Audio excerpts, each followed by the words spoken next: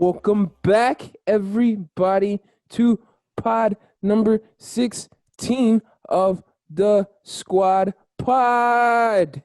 Yay! Let's Number do 16. it. It's a yay Let's every go. time, right? Because we didn't know that we would be this far, right? It's number 16. Can't wait till number 316. That's gonna be great. Listen, a lot of things happened over the weekend. Number one, Bears got to win. Number one, most importantly, Bears got to win. On the birthday. Oh, Professor's yes. birthday. That was a true gift, My baby. Let's go. birthday, on Professor's birthday. Yes, on my birthday, the Bears did the impossible. I saw the win probability in the beginning of the fourth quarter was 1%, and the Bears came back on the back of a tripod. You get what I'm saying, man. The back of a tripod. The Bears got the dub against the lowly Atlanta Falcons. It was absolutely amazing. It was amazing. It was a joy. Couldn't ask for anything better on my own birthday. It was absolutely fabulous. Last week I said before. All right. What am I doing? What am I doing here? We're pod 16, and I'm still making rookie mistakes. Let me intro us in. Of course, you got your mans on the ones and twos. Professor here as always. Got my man to the right of me, left of me. I don't know how this views on Zoom. We got the Truth here. Truth, we missed you last week. Truth is back.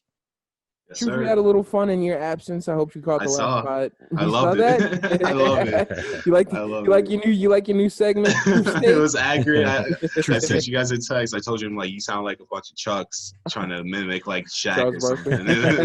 Yes. That was awesome. True.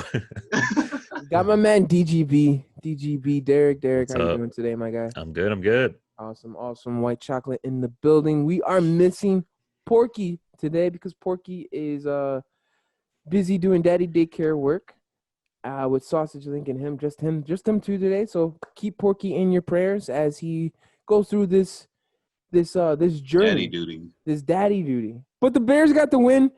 Everybody, I know you've seen it all over social media. You've seen it on ESPN. You've seen it on Fox News, Sports, whatever their sports news show is. But the Bears, midway through the game, benched Maserati Mitch for Big Dick Nick. And men, if we're gonna get to the squad's grade of the Bears game in a little bit, but man, I'm automatically giving coaching an A+++ for that decision. Make a decision halfway through the quarter, third game of the season, to bench the person 2 weeks ago, who you 2 weeks ago said you were confident in starting, confident to lead this team to where it needs to go. Big Nick comes in looking cool as hell in the blacked out smoky visor. Smoke visor, yeah. And gets it done. Give me some thoughts, guys. How were your feelings? I'll share my feelings a little bit, but man, what a roller coaster these first 3 weeks have been. Yeah, this first 3 weeks have been interesting to watch as a Bears fan. I mean, obviously collecting the 3 W's is the biggest and most important thing, but the way that the Bears have had to go about getting these wins has been the most compelling part of the game. Sometimes almost on heart attack level, but it's been a ride. And seeing Foles come in and Nagy and them pulling the plug on Mitch here in game 3. I mean, we all thought it would be a couple games, maybe I thought 5, but I think my question about all of this is, does that link back to a Pace versus a Nagy decision, in that Pace was trying to say, hey, let's give Mitch his shot, whereas Nagy might have known Mitch doesn't have it, and so now is that part of it where now Nagy is like, hey, I'm coaching for my life? Does that kind of factor in? How do you see that? But go ahead, T. At that point, like you just said, like, he's on the field. He saw him going throughout like practice, the first 3 weeks, whatever, or 2.5 weeks in Mitch's case, getting benched on the week, on his off or on the weekend, like how you lose your job on the weekend. But like he sees that on the field, bro. So he's like, all right, this kid's just not there, so I'm gonna have to pull him regardless of what Pace says. So my question is like, is Pace here next year? Because I believe in Nagy. I actually like Nagy and whatever he's cooking up, it's good, especially with Foles back there now. Mm-hmm.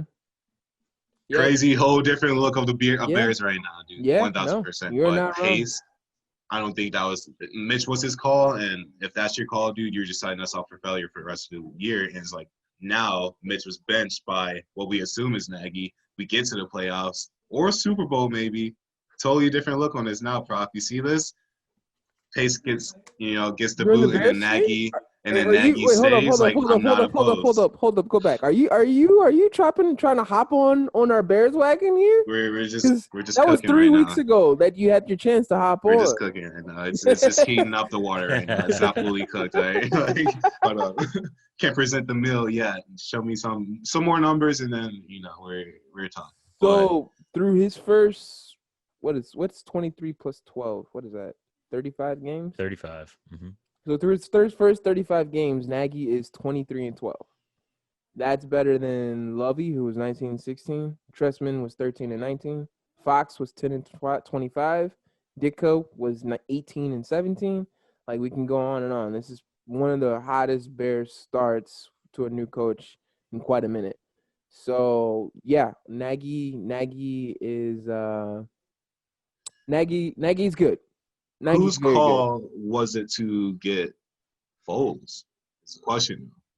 So that goes down under Pace's belt, I would assume, right? So Potential.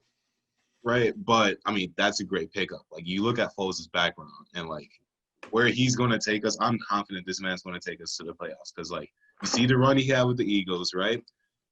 Wentz goes down, Mitch gets benched.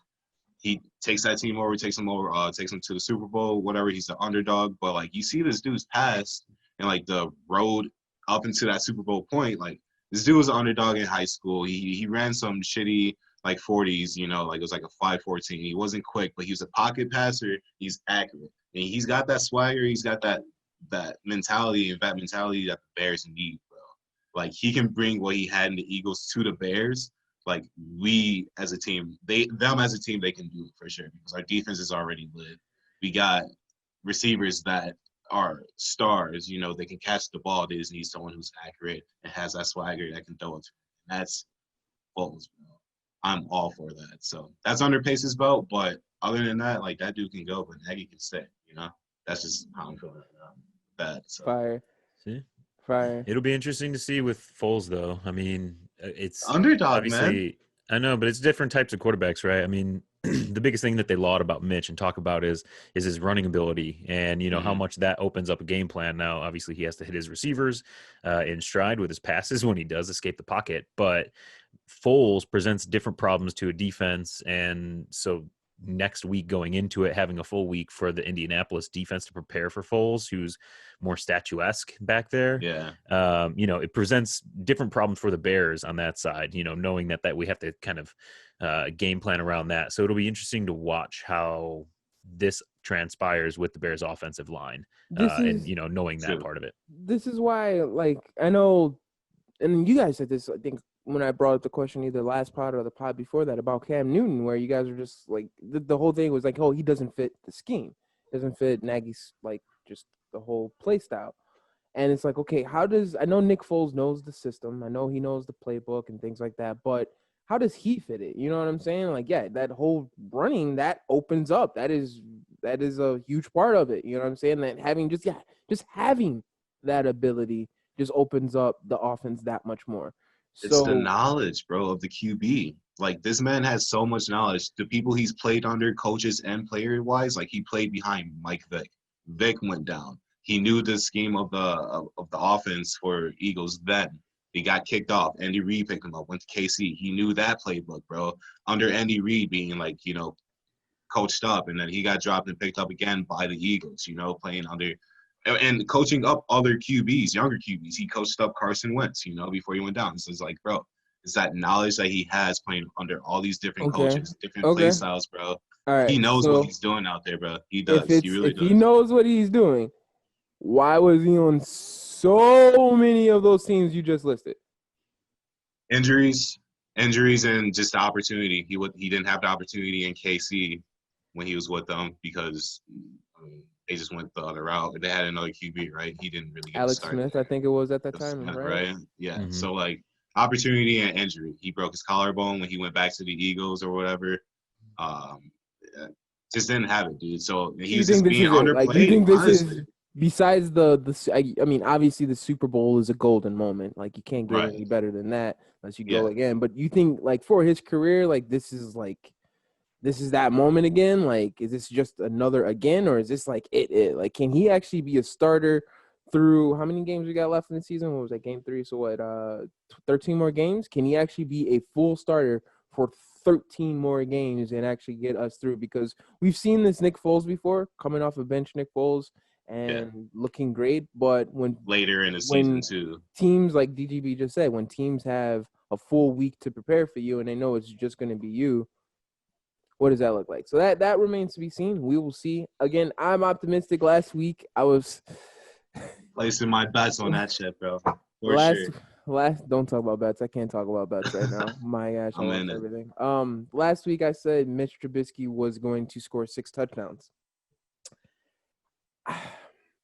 I should have said the Chicago quarterback was going to score 6 touchdowns because it was very possible that as a total 6 touchdowns was going to be scored. We'll see how things look. Just the wrong guy. We'll see how things look. I know going forward. I know we're gonna preview our next pod, which should drop on Friday this week. Normally we drop on Saturdays. We're gonna drop this one a little bit earlier this week.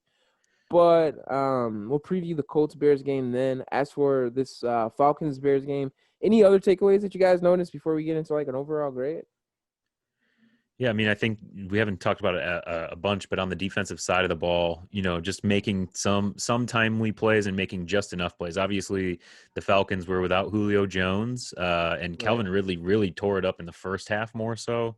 Bears kind of game plan and schemed a little bit around there. But I mean, I liked what I saw from the rookie Jalen Johnson. He was in there making some plays, and just staying hungry and staying confident, man. Like I like seeing a lot of that from a rookie.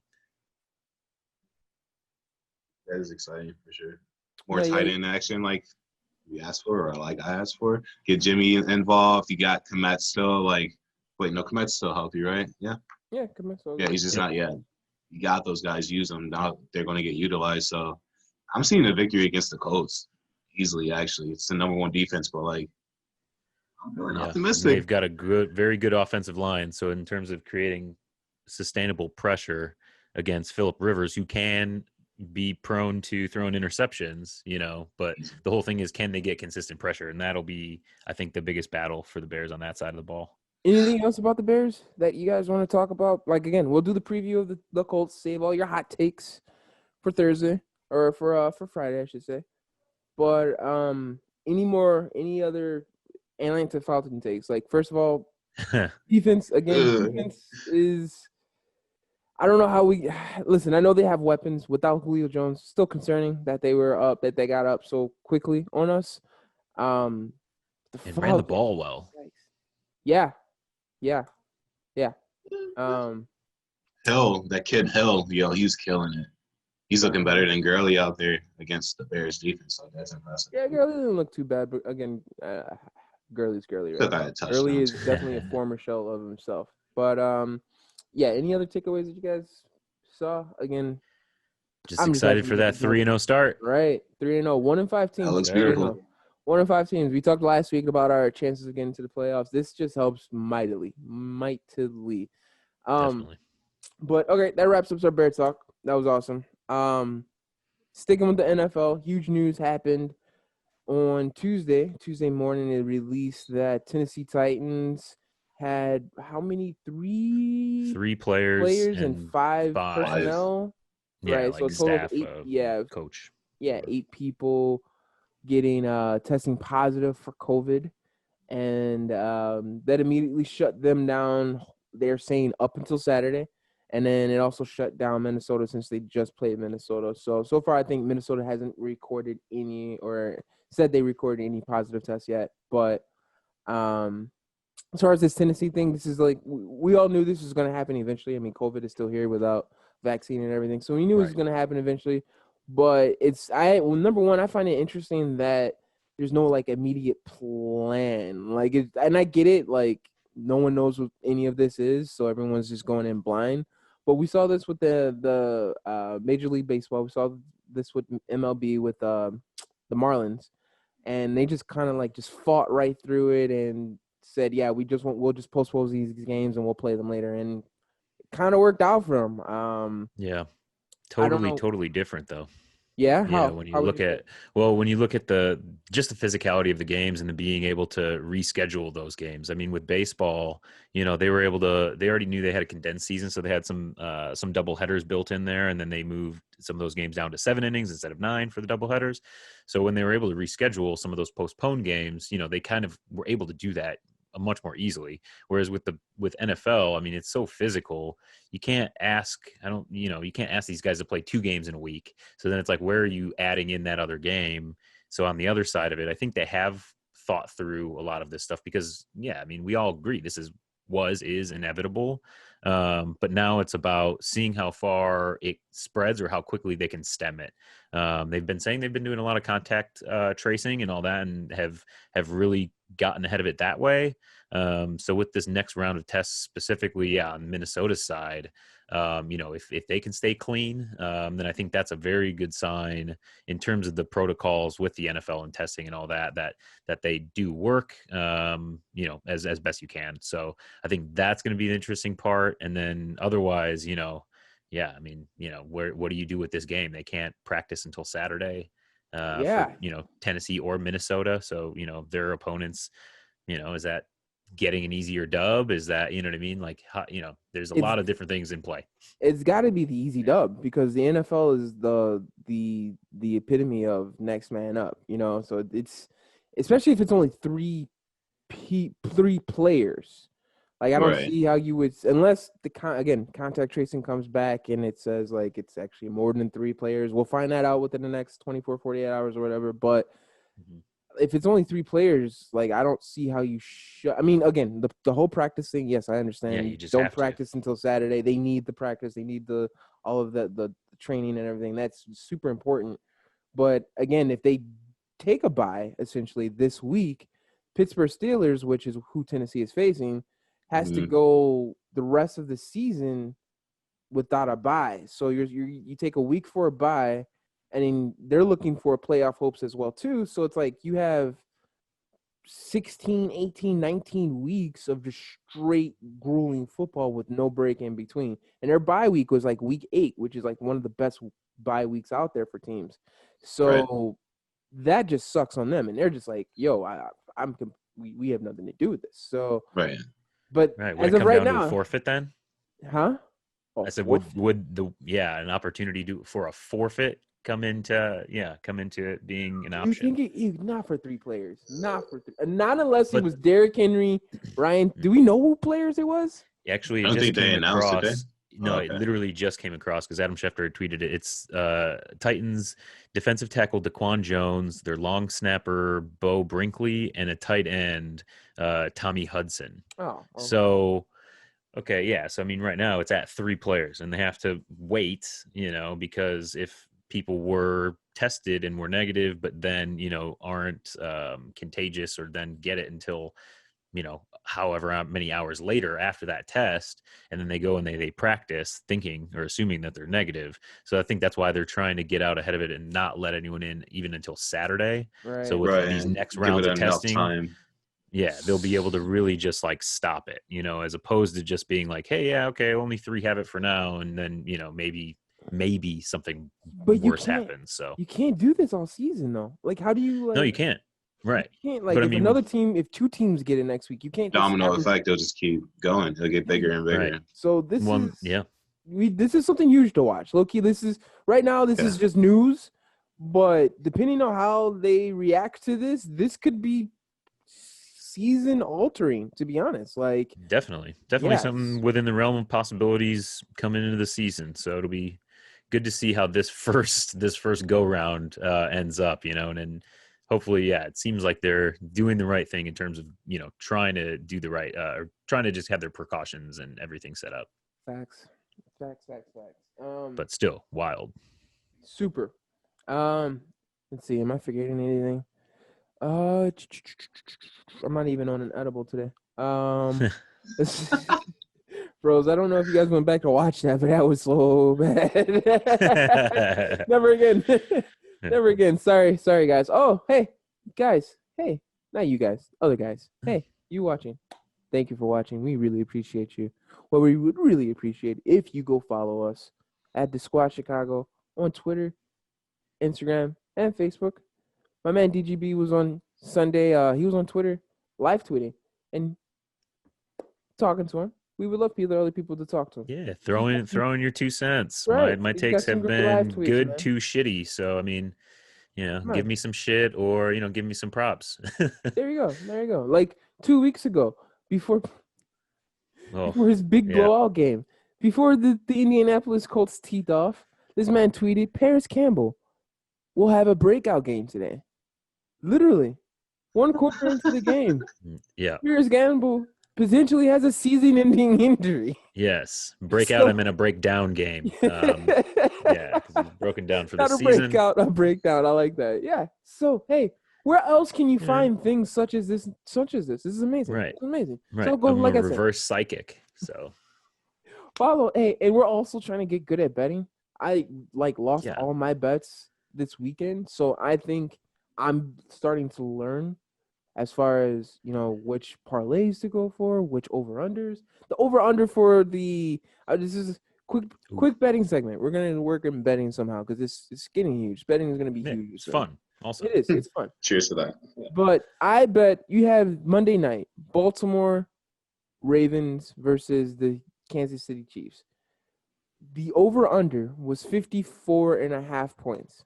54.5 points. You have 2 of the highest scoring offenses in the NFL league. You have the former Super Bowl winning MVP. You have the former season winning MVP. This is a fireworks show, right? You would think that is a 54 points total in a game. I'm going to hammer the over. What was the score? What was the final score? Exactly 54 points. And I lost because a lot of my parlays and the exact bet of having you over was because of that. So, like I said, I've been taking a lot of L's, but this is for your benefit, viewers. So I can learn more, so I can give you which bets to hammer. This is for you. I'm going through these. My pockets and my bank account are hurting for your benefit. So that's a great excuse, research. The best thing you can do, thing you can possibly do for us is drop a like and subscribe for me for that. Because in the future, I promise you, I will give you something that will make your bank account very positive. On to the next topic. All right, what else you guys want to talk about? What else is there in the news? So we talked about the Bears. We got the dub. Yay, 3-0. Lakers Heat. The finals. The finals. How can we forget the NBA finals? I feel like this is why the NBA, like the scheduling for the NBA is normal schedule for the NBA is perfect. Because you cannot, it just cannot collide with the NFL. I'm sorry. Like, this is the finals. And I'm more excited for the Bears 3-0 victory. And I know I'm a Chicago person, but like, this is the finals. Like, the finals in what is it, June they usually come out? June, July? Yeah, June. Yeah, June. The finals in June they usually have like a different feeling to them, a different energy. Like, you're excited because this is the only major sport. That and baseball. Baseball. And hockey's about the same time schedule too. That's true. You got the NHL, the playoffs as well too. But man, I think basketball is just taking a huge hit because of NFL, and it's mind opening. Wow, it's eye opening to me at least because no doubt. I didn't think the gap was that big. Honestly, I didn't think the gap was that big. But it is large. Between like NFL basketball or football is like, all right, which one's my favorite to watch? And it's like, it's a tie every time. But then you get the sports, what's it called? Equinox or sports? Yeah. Whatever it is, it's it gives you, it's like, that gives you your answer right there, like easy NFL, easily. But it's like, damn, it's the final, bro. Like, oof, I don't know. Right. But we got the finals. LeBron James, 10th Jimmy appearance. Buckets. 10th appearance in the NBA Finals. Let's give this man his props. My goodness. That man is legendary. I saw a tweet the other day. It said, let me pull it up. I'm going to properly give this man his. Here we go. NBA superstars at the age of 35. Michael Jordan at the age of 35, later retired that year. He's still playing great, don't get me wrong. And he won a championship, so it wasn't like he was a bum or anything. So yeah, Michael Jordan, but this is the state. This is the level of that LeBron is chasing right now. So yeah, Michael Jordan won a championship that year. Larry Bird was only able to play 45 games, retired at the end of the season. Shaquille O'Neal at the age of 35, 13.6 points per game, traded to Phoenix at the end of that year. Wilt Chamberlain at 35 was averaging 14.8 points per game, lowest in his career. And then LeBron James is going to, I said 10th, my bad. It's his 9th NBA Finals in 10 years. Crazy. This man is insane and insanely great. I don't think we give this man enough props. Never going to give him more props than Jordan, though. Just keep that asterisk there. But insane and major props. Is this his championship to lose or to win? What do you guys think? I would say it says to win, dude. The way it was paid for the Lakers to win, and like their favorite, obviously, you got AD, who's obviously a star, superstar, just like LeBron. You know, and it's like no one's going to be able to stop those guys. Again, big dudes on the Lakers that Heat lack, but Miami Heat coming from the East, going to the West, you know, it's just like they got that, you know, fighter mentality. Those dudes are not going to go down easily. You got Jimmy Butler ahead of that, you know, and like that's just mind blowing to me because it makes me think like back a couple years ago. Well, first of all, shout out to Spoelstra and Pat Riley for 6 years and making it to the finals with the Heat, and 2 of those years was with Bron, right? 2 or 3 of those years.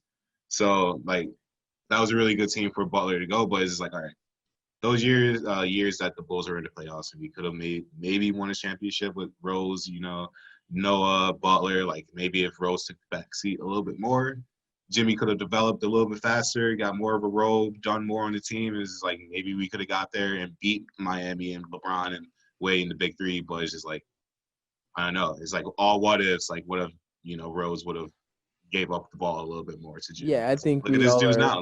Look at this dude now. It hurts. That's a shot to the heart, bro. Yeah, I think when all Chicagoans are watching Jimmy Butler in the finals, are all thinking what ifs. But they also drafted the right team too. They got some good. Regardless, happy for Jimmy Butler. Like this is awesome. I'm happy for the guy finally in the finals. I know. Was it last year? Yeah, last year he got heartbroken in the Eastern Conference Finals when Kawhi hit that shot. Why? Yeah, hit that shot and sent 76 was home. So I'm really happy for this guy now that he gets to get the opportunity to get that championship ring. Sounds like you guys are going for the Lakers. I'm actually going for the Heat. I think they're just some dogs, man. T, I think you were starting to say it. Yeah, they drafted pretty good. You got that Tyler Hero kid. Duncan Robinson can hit those threes pretty automatically. Got the Vat Crowder that's needed when needed. About big man. Let's talk about Bam Adebayo, man. That man's a big man. Yep. He's a passing big man, rebounding. He does everything you want him to do.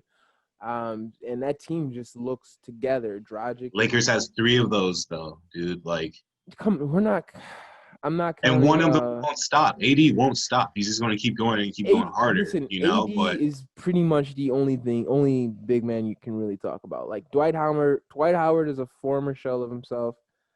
And geez, what is it? JaVale McGee. They don't have 3 of those. I'm sorry, bro.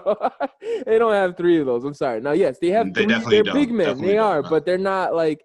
If you're telling me Bam versus Dwight or Bam versus JaVale, I'm going Bam. You know what I'm saying? They have a lot of like star ball type players on Heat, like Tyler that can make the big shots and stuff like that. Obviously Jimmy and Crowder show up, but like at this point it's going to come down to like fundamental and like seniority in the NBA as far as like how long you've been playing it, how many times have you been to the final, how many times have you had to deal with the situation. They got Rondo, they got Caldwell Pope, they got LeBron, obviously. Like AD's kind of fresh for AD too. Like he hasn't been to a final, but they got guys that have been in final situations like this on different teams and showed up and proven that they showed up many times. So it's a shoe-in for the Lakers. I didn't want to put a score to it because I've been off lately, but like actually a lot lately. But I'm gonna go Game 7. But Lakers are going to take it. But it's not going to be easy for either side. I'm not taking it away from Jimmy or the boys because they're good, man. Defensively, like you already took out the Celtics. That was a big defensive team right there. So should be a little bit easier for them, right? But it's not going to be. Well put. DGB, who you got? Yeah, I mean, I think I'm still gonna stick with the Lakers. I mean, looking at it from what you were talking about with LeBron, right, and just his longevity, the dude's like the Energizer Bunny. I mean, he's still got the hops that he did as a young kid, and is just still playing the game at such a high level, consistently. That is something to admire, for all of us to, when they say to give people their roses and all that, like, while you can, like, he is worthy of GOAT conversation, but yes, asterisk of not MJ. But I think the biggest thing, with this too is, the team play.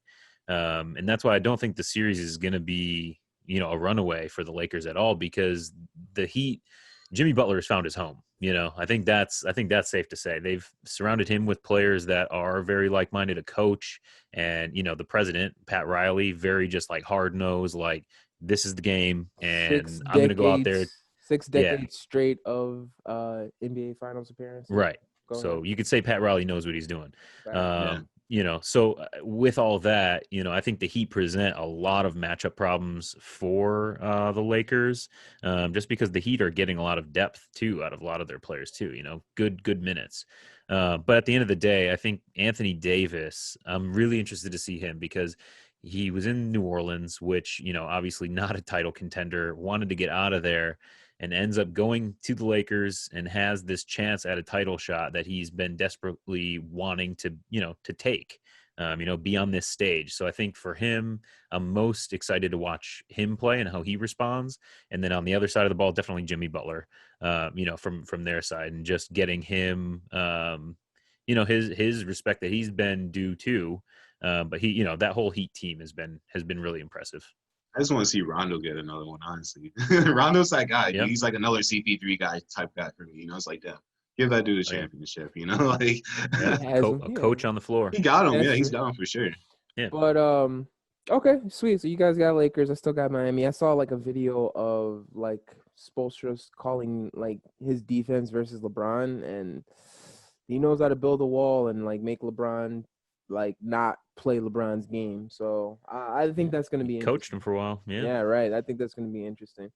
But I got Miami, so we'll see. Another sport. I know we're hopping all over sports, but I know the playoffs start today. DGB, you're pretty much going to be talking to yourself. But both the Cubs and the White Sox are in the playoffs.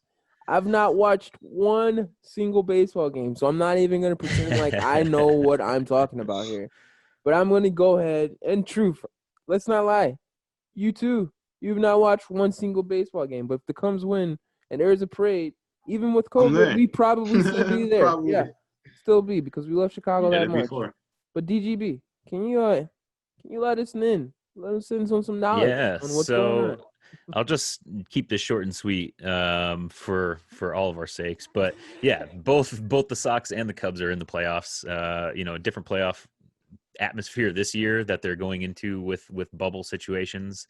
But both the games are starting today. The White Sox are actually up 3-0 right now against the Athletics, and then the Cubs play the Marlins. And in that series and in the White Sox series, because these are both wild card matchups, so it's best 2 out of 3. So it's kind of a short and sweet series as well until they move on to the divisional series where you have your juggernauts like the Dodgers for the Cubs to consider. But no, I mean, it's the Cubs are set up to win. They've got Kyle Hendricks and then I think Yu Darvish pitching for the second game. So in terms of getting a lot of outs, hopefully not, allowing a lot of runs, it should propel them to a series win. And the White Sox, I mean, right now, if they can hold on to this, it's only bottom of the 7th, they're up 3-0. If they can hold on to this win, I think they've got a really good shot at taking out the Athletics and going on to the next round as well. And, I've always been a Cubs fan my whole life, but I'm not like one of the people that are like the Sox haters. And just, I mean, yeah, Porkchop and I talked about this whatever episode ago, and just saying like how important and the trajectory for this White Sox team has been. And this year they were ahead of the curve, just like the Cubs were ahead of their winning the World Series. So hopefully good things to come for the White Sox. And then, of course, the Cubs, they've got their chance, and before their window starts to close, see if they can cash in this year. And stop. That is all the baseball talk we can fit. Oh, no, I'm just kidding. Yes. Right before the buzzer. Lost me like halfway, bro. Baseball, good. No. Hey, congratulations to the Cubs and the Sox. You guys, hey, I just say this about every playoff. Like, you just want a ticket to the dance because anything can happen. You know what I'm saying? Get there. So, exactly. Yeah. Anything else? Again, we'll do He's on Fire Thursday. I think that's our episodes. We do He's on Fire because that's our most competitive episode since we're a lot of thinking, a lot of predicting. But anything else that you guys want to say? Oh, man. Because we haven't been recording every day and things like that, we've kind of not, like, we've been just focusing on sports. But yeah, we're still pissed about this Breonna Taylor shit. Like, I'm sorry, like I know this was, I don't know if that was last week or 2 weeks ago, but yeah, no, that she deserves justice, number one. And I'm looking forward to everyone voting. September 30th, what day is it? Tomorrow or today? Yeah, today. If you haven't registered to vote, this is your last time to register for a vote. I'm pretty sure, right? September. I've already registered, so I don't know. But if you have not registered to vote, I'm pretty sure September 30th, at least for the mail-in, I believe. But September 30th is a huge day. So if you haven't done it, do it now. This man don't pay taxes. Right. But even on down to local and state levels, I mean, 100%. When we're talking about the Breonna Taylor stuff too, and you look at the attorney general there in Kentucky, Daniel Cameron, and the bullshit he's been pulling with the grand jury and kind of secretly saying things outside in the media that don't depict what the grand jury heard, and that's a secretive process in and of itself. So there's a whole bunch of shit that we can and should be voting out because it's clear that not everything is going to get done just by kind of public pressure. So vote, yes, because they know this, and that's why voter suppression is real. Voter suppression comes in all different types of forms, guys. So listen, it's important. We're in the digital age, so it's happening that way as well. Facts. Poll tax is still happening. Yeah. You get out there and vote, no matter what. Get out there and vote. And again, like I said, like DGB said, all the way down to your local level. But I did just want to say that because I know we were going hard on that a couple months ago, but then we just kind of fell off because I don't know, our recording's just been off. But listen, there's still one fight. Always important. And we're still fighting for it. So get out there and vote. Vote. But besides that, anything else that you guys want to say? No, man. I'm just looking forward to awesome. This next one. This has been an amazing episode, guys, actually. Absolutely amazing. You can find us Apple Podcasts, Spotify, and YouTube if you want to see our beautiful, beautiful, beautiful faces on a weekly basis. At DaSquad Chicago. I think that's it. I'm pretty good. They're good. We'll see you next time.